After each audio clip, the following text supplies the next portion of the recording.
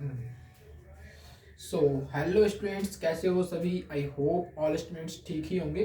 तो इससे पिछले लेक्चर के अंदर जो भी हमने टॉपिक कवर किया था वो आपको इजीली समझ में आ गया होगा। तो इस लेक्चर के अंदर हम पढ़ने वाले हैं सिग्निफिकेंट फिगर्स, ठीक है। एंड अपना एक टॉपिक है जो बचा हुआ है, जिसको हमने करवाया नहीं था आपको, जिसको हम कहते हैं पैरेलैक्स मेथड, ठीक है। पैरेलैक्स मेथड जिसको हम हिंदी में बोलते हैं लंबन विधि, ठीक है। और जो हमारे काम आती है लंबी दूरियों को नापने के लिए, ठीक है, मापने के लिए, तो हम उसको भी यहाँ पर कवर करेंगे। सबसे पहले हम पढ़ने वाले सार्थक अंक, ठीक है। देखो एक्चुअली में क्या है, आपको जो बोर्ड पर जो लिखा हुआ है ना, मैं इसमें क्या है लिखने में आपको समय बर्बाद नहीं करना चाहता हूँ।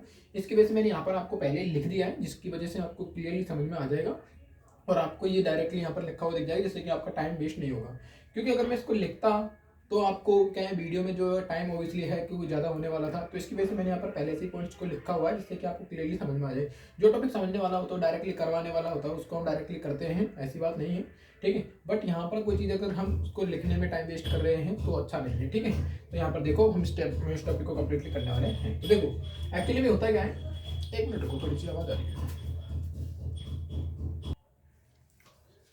हाँ ठीक है, अब देखते हैं। देखो एक्चुअली में सार्थक अंक होते क्या है, सिग्निफिकेंट फिगर्स होते क्या है, ठीक है। देखो एक्चुअली क्या सार्थक अंक हमें किसी भी राशि की जो माप होती है उसके अंकों की सार्थकता को बताते हैं कि उसमें कितने अंक हैं वो सार्थक हैं, और बाकी के जो कितने अंक हैं वो हमारे सार्थक नहीं है। हमारे काम के कितने अंक हैं, कितने अंक काम के नहीं है, ठीक है। वो चीज़ जिन पर हम क्या रखते हैं, विश्वास रखते हैं, ठीक है। जैसे कि आपके पास में आता है ना कि जैसे हमने क्या लिया 5.002 आ रहा है, तो उसमें तुम्हारा 0 0 है, वो कोई काम की है कि नहीं है, लास्ट वाला 2 भी कोई काम का है कि नहीं, कुछ काम का नहीं है तो उसको हम नेग्लेक्ट कर देते हैं, ठीक है, इस तरीके का। हाँ, तो यहाँ पर देखो हम सार्थक अंकों अगर ज्ञात करेंगे या बताएंगे उसके बारे में, तो ठीक है। तो देखो मापी हुई जो माप होती है उनके सार्थक अंकों को गिनने के हमारे पास में कुछ नियम होते हैं, रूल्स होते हैं, उनके अकॉर्डिंग ही हम उनके सार्थक अंकों को डिफाइन करते हैं, फाइंड करते हैं, क्लियर। तो देखो सबसे पहला है, देखो जो तुम्हारे सभी जो बिना जीरो वाले तुम्हारी संख्याएं होती है वो सारी की सारी सार्थक अंक होती है, ठीक है। जैसे हमारे को यहाँ पर दिया हुआ देखो 34 यानी तुम्हारा 34.4, यहाँ पर देखो कोई भी अंक जीरो में नहीं है, तो यहाँ पर अपने 1 2 3 मतलब ये तीनों के तीनों ही क्या होंगे, सार्थक अंक होंगे। तो मैंने यहाँ पर लिख दिया सार्थक अंक यहाँ पर 3 है, ठीक है। ऐसे देखो यहाँ पर 2 3 1.2, तो यहाँ पर देखो कोई भी ऐसी संख्या नहीं है जो जीरो में हो, ठीक है। तो यहाँ पर हमारे सारे अंक हैं सार्थक अंक, तो इसलिए मैंने यहाँ पर लिख दिया 1 2 3 4, ठीक है। तो यहाँ पर 4 सार्थक अंक है, क्लियर है ना। तो इस तरीके से हमारे क्या होते हैं, सार्थक अंक होते हैं, ठीक है। दूसरी बात करते हैं, देखो दूसरा पॉइंट क्या, दूसरा पॉइंट देखो दो वास्तविक जो अंक होते हैं, उन दो वास्तविक अंकों वाली जो भी कोई संख्या होती है, ठीक है, और अंकों के जीरो होने पर भी क्या होता है, वो सार्थक अंक होती है। देखो कोई अपने पास दो वास्तविक अंक है, ठीक है, और उनके जीरो होने पर भी, ठीक है, उनके बीच में, सॉरी मैं यहाँ पर लिखना भूल गया, यहाँ पर उनके बीच में, ठीक है, उनके बीच, ठीक है, उनके बीच जीरो होने पर, ठीक है, वह भी सार्थक अंक होती है, ठीक है। तो समझो देखो 2.01 है, तो यहाँ पर तुम्हारे सार्थक अंक कितने होंगे, 3, क्योंकि देखो ये जीरो जो है ये तुम्हारे इस लास्ट वाले और पहले वाले इन अंकों के बीचों बीच आ रही है। अगर ये तुम्हारी लास्ट में होती तो वो सार्थक अंक नहीं होती, तो उसके लिए भी मैंने तुमको यहाँ पर रूल लिखवाया हुआ है, ठीक है। या फिर तुम्हारी जीरो जीरो सबसे आगे आगे होती तो भी तुम्हारी सार्थक अंक नहीं होती, ठीक है। बट अगर इनके बीच में आती है तब तुम्हारी ये सार्थक अंक होती है। तो यहाँ पर हम देखेंगे देखो 1 2 3, तो यहाँ पर ये तीनों तीनों ही क्या है, सार्थक अंक। ऐसे तुम्हारी याद लिखा देखो 4.302, तो देखो यहाँ पर ये 4 भी सार्थक अंक है, ये भी सार्थक है, ये भी, मतलब यहाँ पर तीनों के तीनों ही सार्थक अंक है। तो यहाँ पर मैंने लिखा हुआ है यहाँ पर तुम्हारे 4 सार्थक अंक हैं, ठीक है। नेक्स्ट देखो, जैसे तुम्हारे वास्तविक मानों से तुम्हारे पहले जीरो होने पर वह सार्थक अंकों में नहीं मानी जाती है, ठीक है। तो समझो देखो वास्तविक मान है, उनसे पहले जीरो है, तो उनसे पहले जीरो होने पर वो तुम्हारे सार्थक अंक नहीं होगी। जैसे मैंने यहाँ पर बोला देखो 0.241, तो यहाँ पर देखो ये जीरो ये तुम्हारे इन सबसे पहले आ रहा है, तो मतलब तुम्हारी सार्थक अंक नहीं होगा। तो यहाँ पर सार्थक अंक हुए 1 2 3, मतलब यहाँ पर लिखेंगे सार्थक अंक 3 है। यहाँ पर तुम्हारे देखो ये दोनों से पहले आ रही है और फिर उससे भी पहले जीरो है, तो मतलब यहाँ पर तुम्हारा कोई भी सार्थक अंक आगे नहीं है, ठीक है। जबकि तुम्हारी क्या आ रही है, जीरो की जीरो आ रही है, तुम्हारी ये और ये दोनों जीरो कोई भी सार्थक अंक नहीं होंगे, तो ये और ये हमारे काम के सार्थक अंक हो गए। ऐसे हमारी ये है, तो ये 4 जीरो है, ये कोई काम की नहीं है, अपना ये ही एक सार्थक अंक है। यहाँ पर हम बोलेंगे सार्थक अंक सिर्फ 3, सॉरी सिर्फ एक ही है, ठीक है। तो यहाँ पर आपको ये क्लियर हो गया होगा, ठीक है। तो पहले आप इन 3 रूल्स को राइट डाउन करो, फिर उसके कुछ रूल्स और भी हैं उनको भी पढ़ते हैं, ठीक है, राइट करो।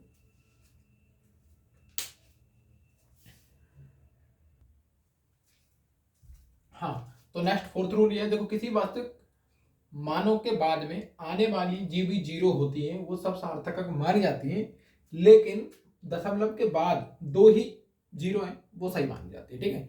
हालांकि अगर तुमको दे रखी है तो वो सारे हैं तो सार्थक अंक, लेकिन होता क्या है एक्चुअली में जो दशमलव के बाद में जितनी भी जीरो होती है उनमें से हम सिर्फ 2 ही को महत्वता देते हैं, ठीक है। तो यहाँ पर देखो 2.230 है, यहाँ पर सार्थक अंक तो पूरे पूरे 4 है, ठीक है। हम बोल सकते हैं ये भी सार्थक अंक है, ये भी, ठीक है, ठीक है। ऐसे तुम्हारे देखो यहाँ पर ये देखो, इसमें तुम्हारे 3 जीरो आ रही है, तो देखो ये भी सार्थक अंक है, ये भी, मतलब ये तुम्हारे क्या है, सारे सारे सार्थक अंक है। लेकिन अगर इसको हम यूज करेंगे ना, तो इसको हम यूज करेंगे 42200 ऐसे, ठीक है। हालांकि इसमें दे रखे हैं तो तुम्हारे 6 के 6 ही तुम्हारे क्या होंगे, सार्थक अंक। यहाँ पर 3.00, तो यहाँ पर तुम्हारे 3 सार्थक होंगे, 1 2 3, ठीक है। यहाँ पर तुम्हारे 1 2 3 4 5 होंगे, तो यहाँ पर भी हम क्या लिखेंगे 20.00, इसको ऐसे महत्वता देंगे, ठीक है। हाँ, नेक्स्ट हमारे देखो दशमलव के बिना, ठीक है, अंतिम जो जीरो होती है वो सार्थक अंक नहीं मानी जाती है। मैंने तुमको बताया था ना, ये देखो यहाँ पर 2500, तो यहाँ पर ये और ये ही तुम्हारे क्या है, सार्थक अंक है, ये दो सार्थक नहीं होंगे। सेम सिचुएशन यहाँ पर ये दो सार्थक अंक होंगे लेकिन ये नहीं होंगे। ऐसे यहाँ पर देखो ये 2 जीरो हैं, ये कोई सार्थक अंक नहीं होंगे, बट ये सार्थक अंक होगा। तो यहाँ पर एक ही सार्थक अंक है, ठीक है। ये एक का मतलब नहीं कि सिर्फ एक, मतलब सिर्फ ओनली इन 3 में से ये एक ही एक सार्थक अंक है, ठीक है। तो यहाँ पर ओनली एक सार्थक अंक, क्लियर ना। और यहाँ पर 2, एक और एक 2, तो 2, यहाँ पर भी एक और एक 2, तो यहाँ पर भी 2, ठीक है। 2 सार्थक अंक होंगे, ठीक है। ऐसे देखो तुम्हारे क्या 10 की जो घात होती है वो हमेशा महत्वहीन होती है। क्या होती है, हमेशा महत्वहीन। तो यहाँ पर देखो अपने क्या है 13, ठीक है, और ये 53, मतलब 13,000 है, ठीक है। तो यहाँ पर जो ये है इसमें सिर्फ ओनली ये ही सार्थक अंक हैं, ये तुम्हारे क्या नहीं है, सार्थक अंक नहीं है। क्यों? क्योंकि मैं इसको लिख सकता हूँ 13 इंटू 10 की पावर, देखो 1 2 3 है ना, तो इसको मैं लिख सकता हूँ ऐसे। तो जो ये है ना, ये अपनी महत्वहीन होती है, तो हमारे अंक तो होंगे सिर्फ ओनली ये, ठीक है। क्लियरली बात समझ में आ गई? ठीक है, चलो इसको थोड़ा सा हम मिटा दें, फिर उसके बाद 1-2 पॉइंट और हैं इसके, वो भी कंप्लीट कर लेंगे, ठीक है।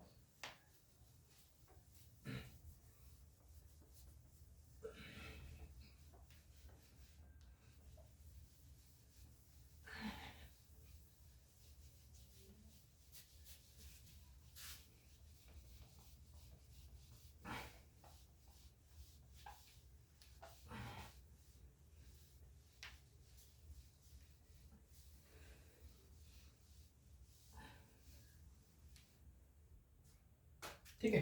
हाँ, अब देखो एक्चुअली में होता क्या है, जो 10 की घात है वो हमेशा क्या होती है, महत्वहीन होती है। ये मैं आपको समझा दिया हूं, ठीक है।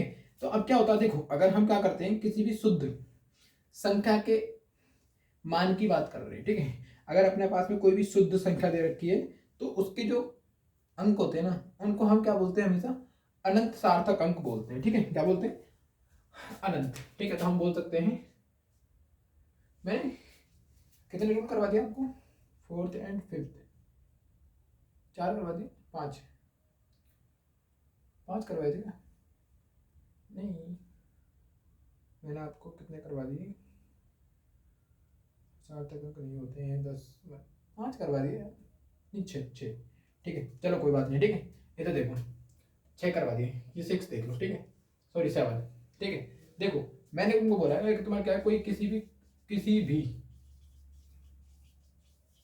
शुद्ध संख्या के, किसी भी शुद्ध संख्या के, ठीक है, जो अंक होते हैं वो हमारे सार्थक अंक, ठीक है। किसी भी शुद्ध संख्या के अंक क्या कहलाते हैं, अनंत सार्थक अंक कहलाते हैं, ठीक है। अब देखो शुद्ध संख्या कैसे हो सकती है, देखो आप पढ़ते हो, देखो प्रकाश का वेग, ठीक है, या प्रकाश की चाल मान लो, प्रकाश की चाल होती है 3 इंटू 10 की पावर 8 मीटर पर सेकंड, क्लियर है ना, ये उसकी चाल है। तो यहाँ पर देखो ये पूरे के पूरे है ना, ये ठीक है, ये ठीक है। ऐसे तुम्हारे क्या होता है, जैसे कोई भी चीज है अपवर्तनांक टाइप की, ठीक है, अपवर्तनांक, ठीक है। जैसे तुम्हारे मान चलो ग्लास है, उसका अपवर्तनांक मान चलो 1.5 दे रखा है, तो ये 1.5 पूरा का पूरा क्या है, अपवर्तनांक है ना। तो ये दोनों ही हमारे क्या कहलाएंगे, ये दोनों देखो ये दोनों हमारे क्या कहलाएंगे, अनंत सार्थक अंक कहलाएंगे, ठीक है। हाँ, और एक नेक्स्ट कंडीशन और लिख लो, यदि, ठीक है, यदि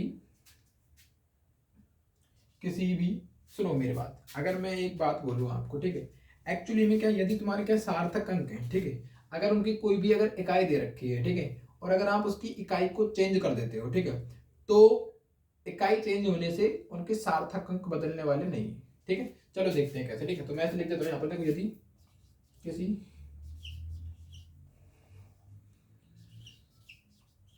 यदि किसी यदि किसी किसकी बोल रहा हूँ, यदि किसी तुम्हारी क्या है संख्या, ठीक है, संख्या, या फिर मैं ऐसे बोल, एक मिनट रुको, इसको मिटाता हूँ ढंग से, ये क्या ढंग से लिखा जा रहा है, एक मिनट में इनको डाल लेते हैं, मार्कर ढंग से नहीं चल रहा है ना। चलो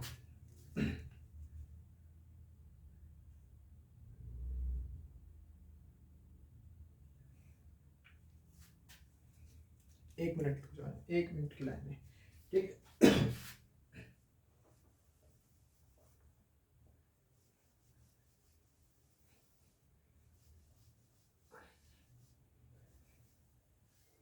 ठीक है, देखो ऐसे लिखो,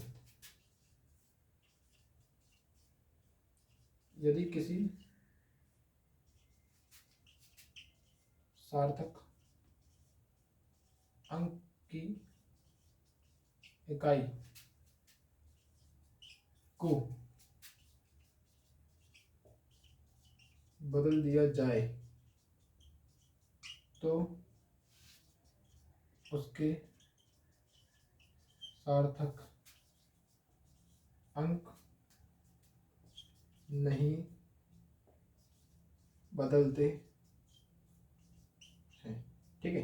मान लो तुम्हारी कोई भी तुम्हारी राशि थी और उसके तुम्हारे सार्थक अंक तुमको दिए हुए थे, तो उसके सार्थक अंकों को तुम क्या करोगे, इकाई में बदलोगे, ठीक है। तो देखो जैसे मान तुम्हारी क्या इकाई में होंगे, जैसे मान देखो ये प्रकाश की चाल है, 3 × 10⁸ मीटर प्रति सेकंड है, तो ये इसकी क्या इकाई है ना, ठीक है। अब सुन लो, इसको छोड़ो, समझ लो, सिंपली समझ लो, ठीक। देखो तुम्हारे पास में क्या दे रखा है, 1.5 मीटर दे रखा है। अगर तुम इसको सेंटीमीटर में कन्वर्ट करोगे तो तुम्हारे 1.5 इंटू क्या कर दोगे 100, तो तुम्हारी ये हो जाएगा 150 सेंटीमीटर, क्लियर है ना।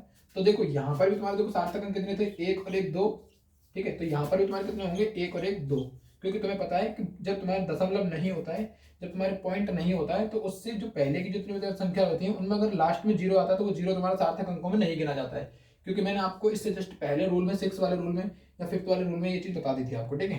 तो ऐसे तुम्हारे देखो ये, ठीक है, अगर तुम इसको क्या कर दोगे मीटर से, अब तुम्हारा मीटर पर सेकंड है ना, इसको तुम किस में कर दोगे, सेंटीमीटर पर सेकंड, सॉरी सेंटीमीटर पर सेकंड में अगर बदल दोगे तो तुम्हारे उससे कोई फर्क नहीं पड़ जाएगा, तुम्हारे सार्थक अंक उसमें उतने ही होंगे, ठीक है, जितने तुम्हारे इसमें होंगे, ठीक है। तो वो भी तुम्हारे क्या कहलाएंगे इसके अंदर, अनंत सार्थक अंक कहलाएंगे, ठीक है। तो यहाँ की बात अलग है, ये अनंत सार्थक अंक कहलाएंगे, क्योंकि तुम्हारी ये क्या है, जो तुम्हारी ये राशि, जो तुम्हारी ये दे रखी है वैल्यू, वो तुम्हारी किसकी है, प्रकाश की चाल है, ये तुम्हारी अपवर्तनांक, सॉरी ये तुम्हारी अपवर्तनांक है, ठीक है। तो ये तुम्हारे क्या है, ये तुम्हारी एक शुद्ध वैल्यू होती है, तो इनके जो हमारे अंक हैं वो हमेशा अनंत सार्थक अंक कहलाते हैं, क्लियर है ना, ठीक है।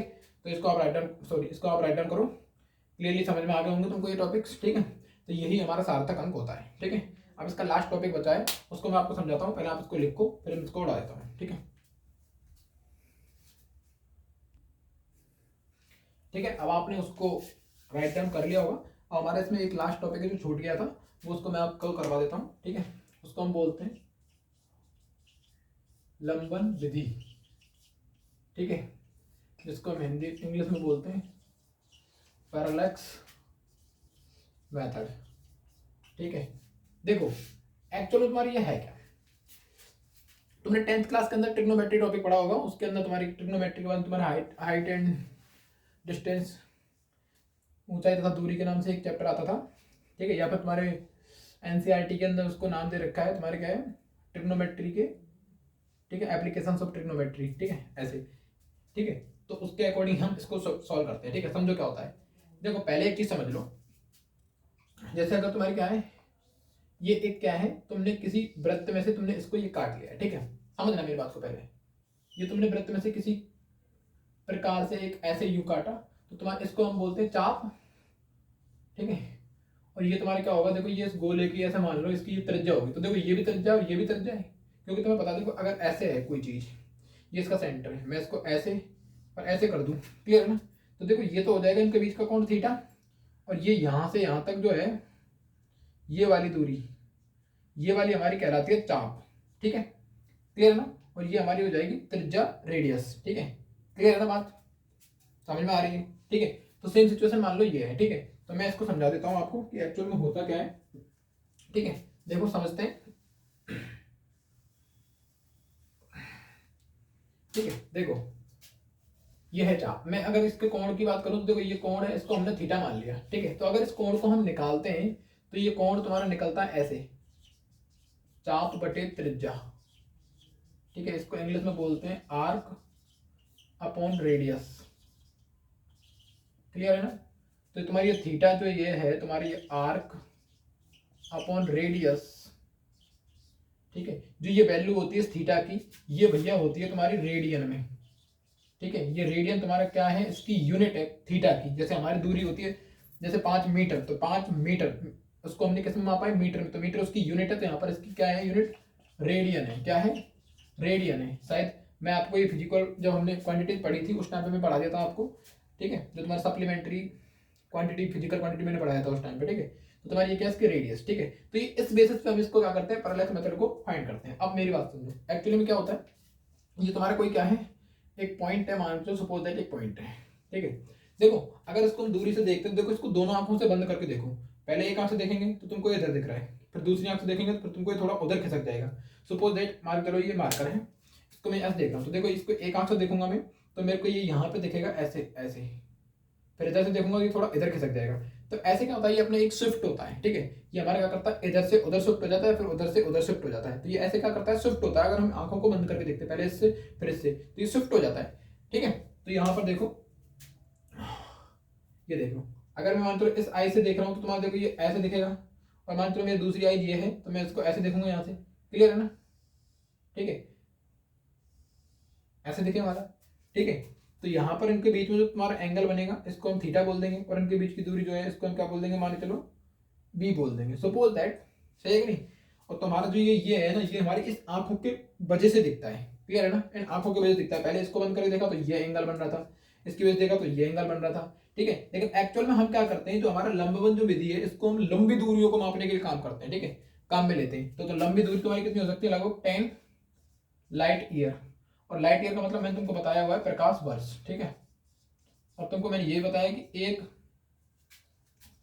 मीट तुम्हारे सॉरी एक प्रकाश जो वर्ष होती है, लाइट ईयर जो होती है उसकी वैल्यू होती है 9.41 इंटू 10⁻34 मीटर, ठीक है, क्लियर है ना, इतनी, ठीक है। अब देखो मेरी बात को सुनो, ये समझ में आ गया यहाँ तक, है ना। तो मैं इसको एक बार ऐसा हटा देता हूँ इधर से, फिर आपको क्लियरली समझ में आ पाएगा, ठीक है, समझो।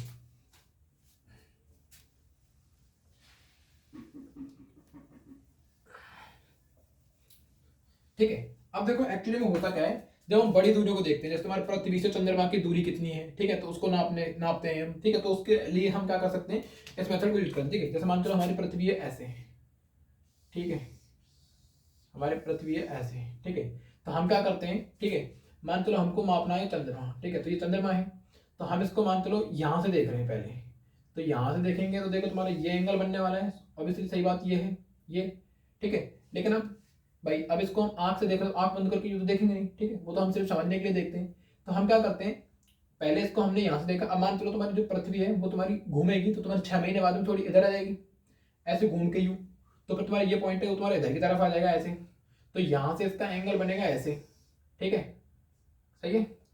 लेकिन क्या होता है जब हम इसकी दूरी को मापते हैं, ठीक है, तो हमें क्या करना पड़ता है, इसको हम एंगल को मेजर करते हैं यहाँ से, ठीक है, ऐसे, ठीक है। अब हम जब इसको यहाँ से मेजर करते हैं तो हम इसको एक्चुअल में ऐसे मेजर नहीं कर पाते, हम इसको कैसे मेजर करते हैं कि हमारे इसके पीछे बहुत सारे बड़े बड़े पिंड होते हैं, ठीक है, पिंड होते हैं। तो हमारे जो इनके पीछे पिंड होते हैं, तुम्हारा एक तो होता है यहाँ पे, मान चलो सपोज दैट ऐसे इधर तुम्हारा एक इधर है, तो हमारी जो यहाँ से जो रे होती है, ठीक है, वो हमको ऐसे नजर नहीं आती। तो हमारी क्या है, जो यहाँ से जो बड़े बड़े पिंड होते हैं ना, इनसे हमारी जो किरणें हैं वो ऐसे आती हैं, ठीक है। तो वो हमको क्या करती हैं, इसके पैरेलल नजर आती हैं, कैसे, पैरेलल।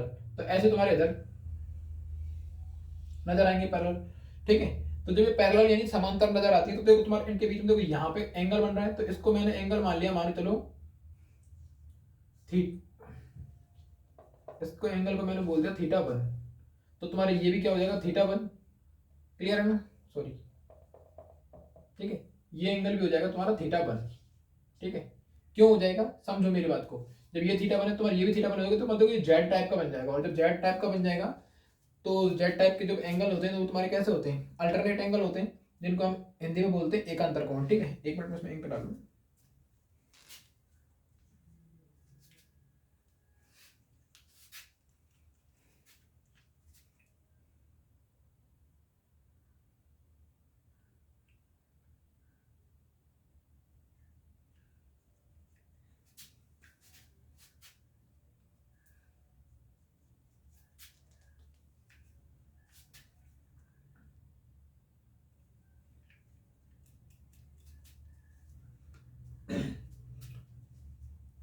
ठीक है, अब देखो ऐसे तुम्हारा क्या होगा, जब यहां से जब ये इसका एंगल बनेगा तो तुम्हारा ये हो जाएगा θ2, θ2, ठीक है।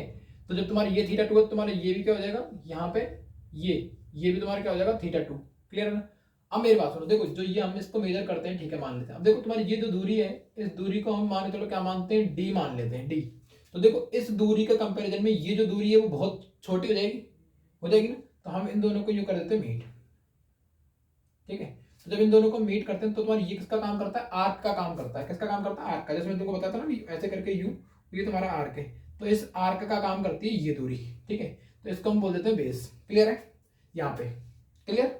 अब देखो सुनो मेरी बात को, यहाँ पर तुम्हारे इनके बीच में एंगल थीटा होता था, तुम्हारी ये हमारी चाप होती थी, ठीक है। तो ये तुम्हारी क्या होती थी, रेडियस, ठीक है, जिसको मैं आर बोल देता हूँ।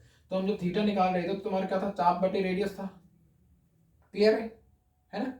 अब सुनो मेरी बात को, यहां पर देखो, अब मुझे ये दूरी चाहिए, क्या चाहिए, मुझे ये दूरी चाहिए। तो देखो इन दोनों को अगर मैं θ1 θ2, अगर देखो इन दोनों को, मुझे तो ये चाहिए ना थीटा, ये पूरा एंगल चाहिए, तो इस पूरे एंगल को मैं बोल देता हूँ यहाँ पर क्या, थीटा। इस पूरे एंगल को बोलते हैं, ठीक है, इस पूरे एंगल को बोलते हैं थीटा, क्लियर है ना। तो यहाँ पर देखो मैं इसको क्या करूंगा, देखो इसको बी मान के चलूंगा, इसको पूरी को रेडियस जो है इसको डी बोल दूंगा, और ये थीटा है, तो इस थीटा को निकालूंगा मैं। तो कैसे निकालूंगा, थीटा बराबर चाप। अब देखो चाप का काम कौन कर रहा है, इसमें बी कर रहा है, तो ये बी बटे यहाँ पर रेडियस का काम कौन कर रहा है, डी, क्लियर है ना, ठीक है। अब ध्यान रखो ये थीटा तुम्हारे किसमें होता है, रेडियन में होता है, तो इसको मैं बोल दूंगा रेडियन, ठीक है, हिंदी में लिख लेना आप लोग, ठीक। अब सुनो मेरी बात को, मुझे चाहिए किसकी वैल्यू, इस डी की, क्योंकि ये दूरी तो मापनी है मुझे, ये भाई चंद्रमा है और ये तुम्हारे यहाँ से तुम्हारी पृथ्वी से दूरी है, तो मुझे क्या करना पड़ेगा, यहाँ पर इस डी को इधर लाऊंगा, थीटा को यहाँ ले आऊंगा, तो तुम्हारे ये तो थीटा थीटा की जगह हो जाएगा डी बराबर हो जाएगा बी बटे थीटा, क्लियर है ना, ये बात समझ में आ गई। और यही जो तुम्हारी दूरी है, यही हमारा क्या है, एग्जैक्ट आंसर है। बट आपको देखो यहाँ पर दिक्कत किस चीज में आने वाली है, यहाँ पर दिक्कत आती है तुमको किसमें, इस थीटा में, क्योंकि यहाँ पर जो थीटा दिया होता है, ये तुम्हारा थीटा दिया होता है रेडियस के, सॉरी रेडियन के अंदर दिया होता है, ठीक है, रेडियन में दे रखा होता है। और जब इसको रेडियन में दे रखा होता है तो हमको डिग्री में चाहिए होता है, तो हम इसको डिग्री में फाइंड कर सकते हैं, ठीक है। अब देखो डिग्री में हम कैसे फाइंड करते हैं, ये चीज समझो। देखो एक्चुअल में तुम्हारा देखो 1 डिग्री इज इक्वल टू तुम्हारा होता है 60 मिनट, है ना, और 1 मिनट इज इक्वल टू होता है 60 सेकेंड, ठीक है। तो आप इसके अकॉर्डिंग क्या कर सकते हो, इनको कन्वर्ट कर सकते हो, ठीक है। क्लियरली बात समझ में आ रही है, वैसे तुमको इतनी ज्यादा नीड होगी नहीं, बट तुम हाँ ऐसा कर सकते हो कि अगर तुमको रेडियन में वैल्यू दे रखी है, रेडियन में तुमको कोण दे रखा है, ठीक है, रेडियन में कोण दिया हुआ है, और उसको हम बदल रहे हैं किसमें, डिग्री में, ठीक है। तो डिग्री में बदलना, कैसे बदलोगे, देखो ध्यान रखो हमेशा, अगर डिग्री में बदलना है, ठीक है, और अपने को कोण दिया हुआ है रेडियन में, तो रेडियन के कोण को जब डिग्री में बदलेंगे, तो देखो डिग्री में बदलने के लिए हम करते हैं 180 बटे पाई इंटू रेडियन, ठीक है, क्लियर है ना। हाँ, और अगर आपको रेडियन में बदलना है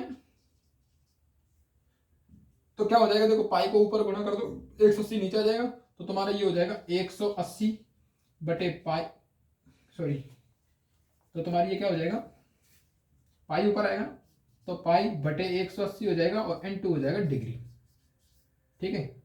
तो पहले जब तुमको रेडियन में दे रखा होता है मान, तो तुम उसको किसमें निकाल लिया करो, डिग्री में, और फिर डिग्री में तुमको जो वैल्यू पता है उस कोण की वैल्यू रख दो, ठीक है, क्लियर है बात, ठीक है।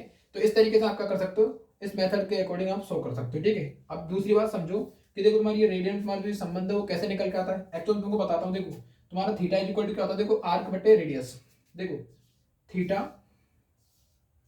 बराबर होता है आर्क, आर्क का मतलब होता है चाप, और देखो चाप जो तुम्हारी ये है, अब तुम अगर एक सर्कल खींचोगे हो, तो सर्कल जो तुम्हारा होता है वो उसका पूरा चाप हो जाएगा, और उसकी हम जो निकालते हैं तो वो तुम्हारी क्या कहलाती है, वृत्त की परिधि कहलाती है, और परिधि हमेशा होती है 2πr।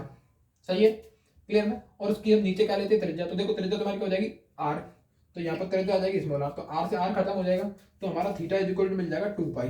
ठीक है, कितना मिल जाएगा, थीटा 2π।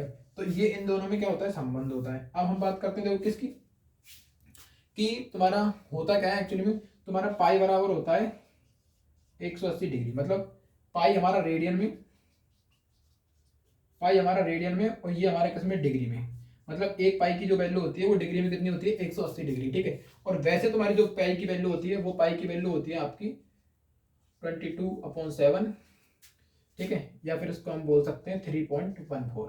ठीक है, तो देखो जब तुम यहाँ पर वैल्यू पुट करोगे तो यहाँ पर तुमको पाई की वैल्यू 3.14 लिखनी पड़ेगी, या फिर तुमको 22.7 लिखनी पड़ेगी। ठीक है, ये बात आपको ध्यान रखनी है। क्लियर है ना, बात समझ में आएगी नहीं?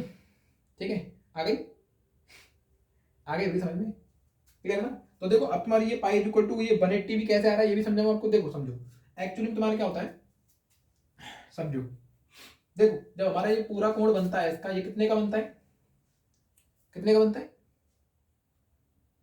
360 का ना भाई। पूरा जो गोल खींचते हैं ना तो वो कोण हमारा 360 का होता है, 360 का। तो यहाँ पर देखो अपना कितना थीटा कितना बन रहा है, 2π।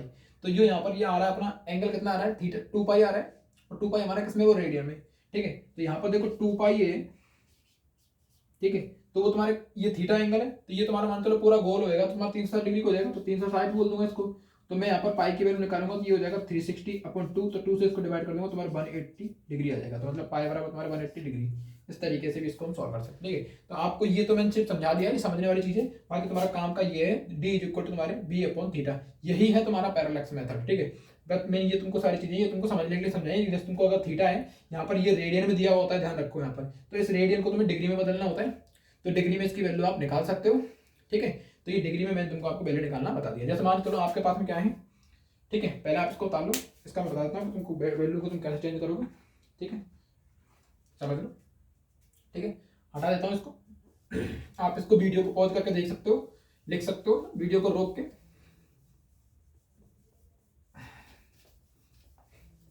ठीक है, मिनटों वाला जो तुम्हारा कोण है वो मैं तुमको समझा नहीं रहा हूँ, वो क्योंकि तुम्हारे 11th की क्लास के मैथ के अंदर आता है वो। ठीक है, तो आप लोग मैथ नहीं पढ़ रहे होगी, मैथ पढ़ते तो मैं उसको समझा देता, ऐसी कोई बात नहीं थी। देखो अगर तुमको दे रखा 60 डिग्री, ठीक है, अगर आपको इसको बदलना है किसमें, रेडियन में। ठीक है, तो देखो 60 डिग्री में दिया हुआ है, बदलना किसमें, रेडियन में। ठीक है, तो देखो रेडियन में बदलेंगे तो ये वाला फॉर्मूला यूज करेंगे, तो यहाँ पर देखो क्या हो जाएगा, π/180 इंटू डिग्री। डिग्री में अपने कितने दे रखा, 60 दे रखा, 0 से 0 खत्म हो जाएगी, 6 से तुम्हारे कितनी बार कट जाएगा, 6 × 18। क्लियर है ना, है कि नहीं, कट गया। तो तुम्हारा तो रेडियन में कितना आ जाएगा, π/3। तो रेडियन में तुम्हारे π/3 रहने दो, यही आंसर रहेगा। ठीक है, अगर तुम इस π/3 को किस में बदलते, डिग्री में बदलते तो कैसे करते, देखो डिग्री में बदलते तुम्हारी ये ना, ठीक है, डिग्री, तो देखो तुम्हारी ये हो जाता है 180/π इंटू क्या जाता है, डिग्री। डिग्री तुम्हारी कितना है, सॉरी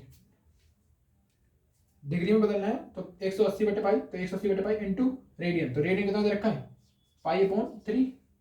क्लियर है ना, तो तुम्हारा क्या हो जाता है यहाँ पर, पाई से पाई खत्म, और 3 से तुम्हारे कितने टाइम्स कट जाता है, 6 0, तो तुम्हारा कितना आ गया, डिग्री में तुम्हारा आ गया, यही देख लो वही आ गया तुम्हारा 60 डिग्री। ठीक है, तो इस तरीके से हम क्या करते हैं, एंगल को निकाल सकते हैं। तो इसकी एंगल की वैल्यू इसमें पुट करो, बी तुमको दिया हुआ होगा ये दूरी, ठीक है, और फिर तुम्हारी अपना डिस्टेंस ये निकल जाएगी पूरी। और यही तुम्हारा क्या है, पैरेलैक्स मेथड, या फिर इसकी तुम्हारे इसको क्या बोलते हैं, लंबन विधि बोलते हैं। ठीक है, तो इसका तुम्हारा एग्जांपल बुक में दिया हुआ है, समझ में आ जाएगा। ठीक है, नहीं समझ में आता तो आप मेरे को कमेंट कर सकते हो, व्हाट्सएप नंबर आपके पास हो ही गया है मेरा। ठीक है, तो आप इसको समझ सकते हो इजीली, कोई दिक्कत वाली बात नहीं है। तो आज के लेक्चर के अकॉर्डिंग, ठीक है, या आज के लेक्चर के द्वारा हमारी जो क्लास है वो खत्म होती है, और चैप्टर 2 भी हमारा क्या हो जाता है, एंड हो जाता है। ठीक है, तो आराम से आपने अगर हर टॉपिक को समझाया तो आप पूरे चैप्टर को कवर कर सकते हो। तो अब हम मिलते हैं नेक्स्ट चैप्टर के साथ। Okay, bye bye. ठीक है, और चैनल को लाइक सब्सक्राइब जरूर करें। ओके,